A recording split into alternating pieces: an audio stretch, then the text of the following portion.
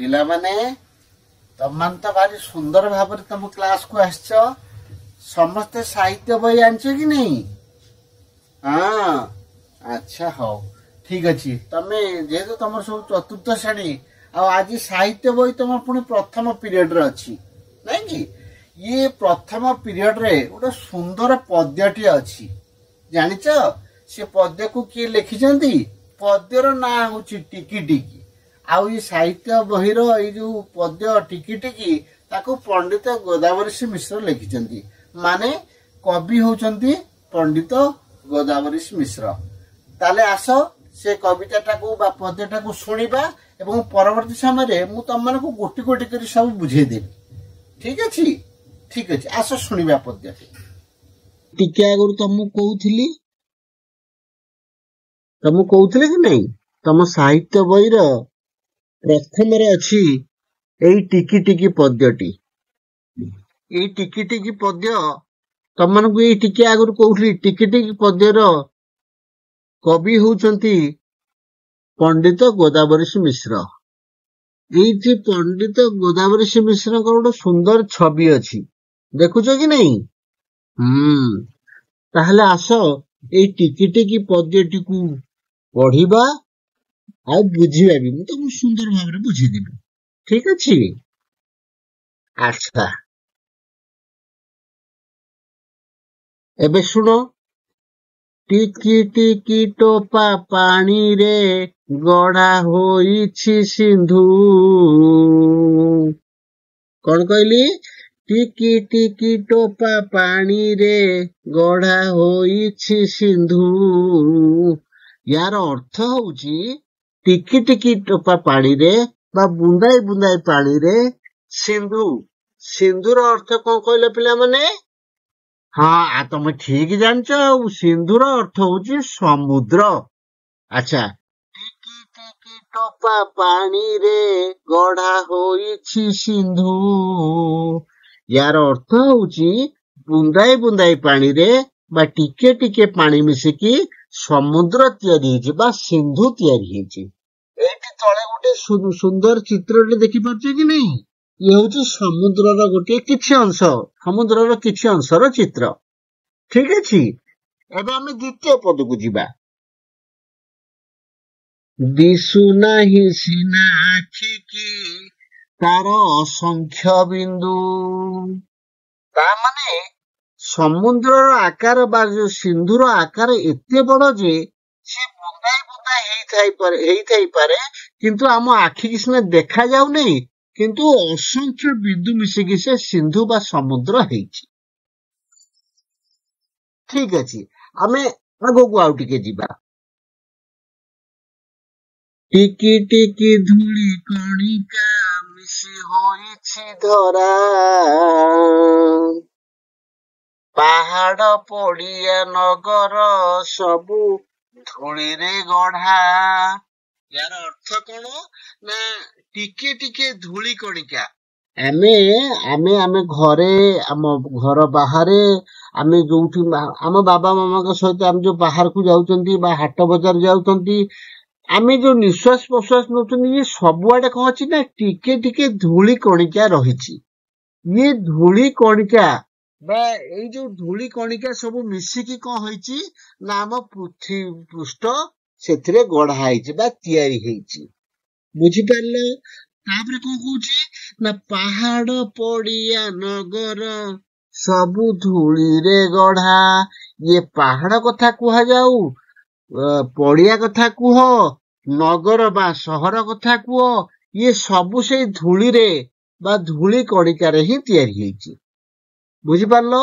धरा अर्थ होउछि कोन ना पृथ्वी और नगर अर्थ होउछि कोन कि सहर माने बजार समूह को कहते नगर।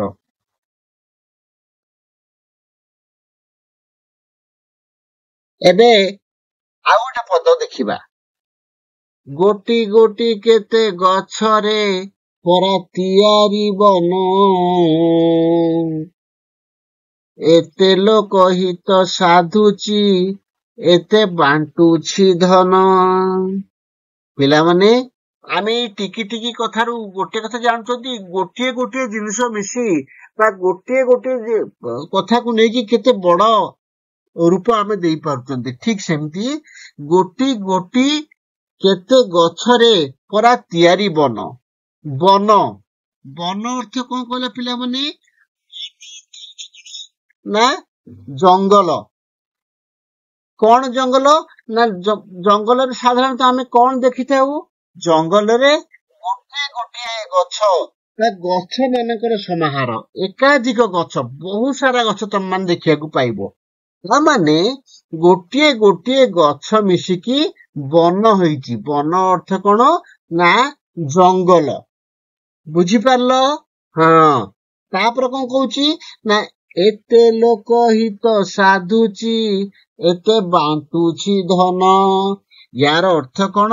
ନା ଏଇ ଯୋଉ ଜଙ୍ଗଲ, ଗୋଟିଏ ଗୋଟିଏ ଗଛ ମିଶି ଯୋଉ ଜଙ୍ଗଲ ହେଇଛି ବା ଯୋଉ ବନ ହେଇଛି, ସେ ବନ କଣ କରୁଛି? ଲୋକମାନଙ୍କର ହିତ ସାଧନ କରୁଛି, ଲୋକମାନଙ୍କର ଉପକାର କରୁଛି। ଲୋକମାନଙ୍କର କଣ ଉପକାର କରୁଛି କହିଲ? ଆଚ୍ଛା ପିଲାମାନେ, ତମେ ଗୋଟେ କଥା କୁହ, ଜଙ୍ଗଲରୁ ଆମେ ସବୁ କଣ ପାଉ? ବିଭିନ୍ନ ପ୍ରକାର ଫଳମୂଳ ପାଉ, ବିଭିନ୍ନ ପ୍ରକାର, ତମେ କୁହ, ଝୁଣା, ମହୁ, ଲାଖ, ଗଛ ପତ୍ର, ଡାଳ, ଗଣ୍ଡି, ଇଏ ସବୁ ଲୋକମାନଙ୍କର ସାହାଯ୍ୟରେ ଆସୁଛି, ଲୋକମାନଙ୍କର ହିତ ସାଧନ କରୁଛି, ଲୋକମାନଙ୍କର ଭଲ କରୁଛି। ତା ମାନେ ଏଇ ଯୋଉ କହିଲେନି କି ଫଳ, କାଠ, ଝୁଣା, ଲାଖ, ମହୁ, ବିଭିନ୍ନ ପ୍ରକାର ଜଙ୍ଗଲ ଜିନିଷ ନିହାତି ମଣିଷର କାମରେ ଲାଗୁଛି, ମଣିଷର ହିତରେ ଆସୁଛି। ତେଣୁ ନିଶ୍ଚିତ ଭାବରେ ଏଇ ଯୋଉ ହିତରେ ଯେହେତୁ ଆସୁଛେ, ସେ ଧନଠୁ ବି ଆହୁରି ମୂଲ୍ୟବାନ, ଧନଠୁ ବି ଆହୁରି ଉପକାରୀ ମଣିଷ ମାନଙ୍କ ପାଇଁ। ବୁଝିପାରିଲ ସମସ୍ତେ? ଆମେ ଆଉ ଗୋଟେ ପଦ ବୁଝିବା।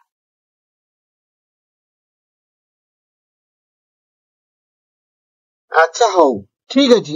ଆଜି ପାଇଁ ଦେଖ ତମର ସମୟ ହେଇଗଲାଣି।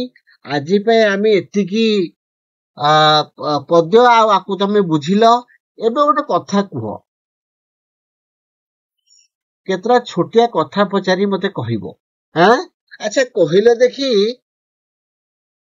ये ଟିକି ଟିକି ପଦ୍ୟର କବି କିଏ? ତମକୁ ପ୍ରଥମରୁ କହିଛି, ଟିକି ଟିକି ପଦ୍ୟର କବି କିଏ? କିଏ କହିବ?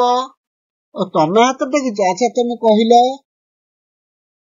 ହଁ, ତାହେଲେ ଟିକି ଟିକି ପଦ୍ୟର କବି ହଉଛନ୍ତି ପଣ୍ଡିତ ଗୋଦାବରୀଶ ମିଶ୍ର। ଠିକ ଅଛି। ଆଚ୍ଛା ତମମାନେ ପୁରା ମନ ଦେଇକି ଶୁଣୁଛ, ଆଉ ବହୁତ ବଢିଆ, ସୁନ୍ଦର। ଠିକ ଅଛି। ଆଉ ଗୋଟେ ଛୋଟିଆ କଥାଟେ କହିଲ,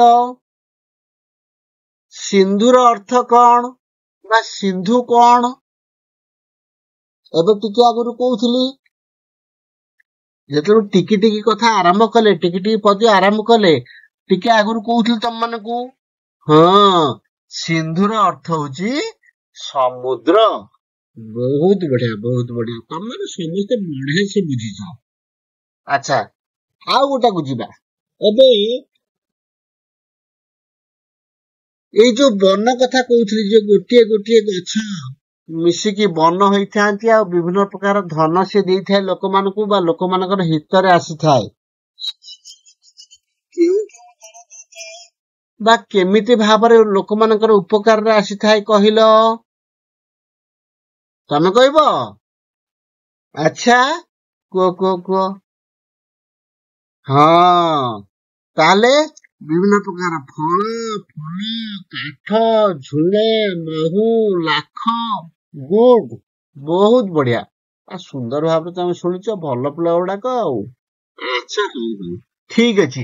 ତାମାନେ ଆମେ ଯୋଉ ବର୍ତ୍ତମାନ ଦୁଇଟା ପଦ ପଢିଲେ, ବା ଏଇ ଯୋଉ କବିତା, ଟିକି ଟିକି କବିତାଟି ପଢିଲେ, ସୁନ୍ଦର ଭାବରେ ତମେ ବୁଝିଲ, ଆଉ ସୁନ୍ଦର ଭାବରେ ଉତ୍ତର ବି ଦେଲ। ଠିକ ଅଛି। ଏମିତି ଭାବରେ ମନ ଦେଇକି ତମେ ପଢୁଥାଅ।